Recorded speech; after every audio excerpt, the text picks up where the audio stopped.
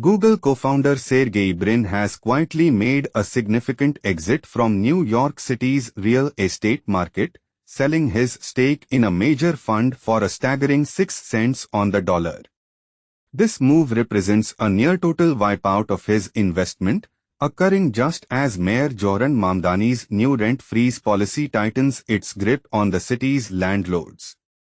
Brin, one of the world's richest individuals, offloaded his shares in a fund that manages nearly 5,900 rent-stabilized apartments across Manhattan, Brooklyn, Queens, and the Bronx. While his original investment isn't fully public, his stake was valued at approximately $79 million.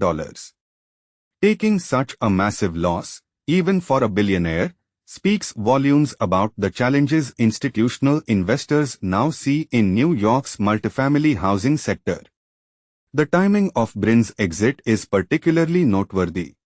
He sold last year, following Mayor Mamdani's successful campaign built around implementing a rent freeze. Recently, the city's Rent Guidelines Board voted to freeze increases on roughly 1 million rent-stabilized apartments, delivering on a key promise that delighted tenants but alarmed the real estate industry. Landlords, like the fund Brin invested in, have been struggling for years.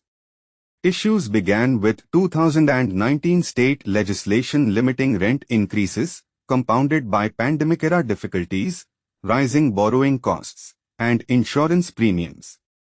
The fund itself has faced foreclosures and lawsuits, with operating expenses soaring by over 78% in the last decade, far outpacing rent growth.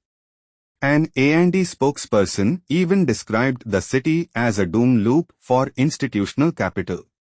Critics warn that the rent freeze could push up costs for market-rate renters and prompt landlords to sell or neglect properties. Brin isn't the only one taking a hit. The University of California also wrote down a $115 million investment. This exit fits a pattern for Brin, who has previously moved entities out of California to avoid proposed taxes.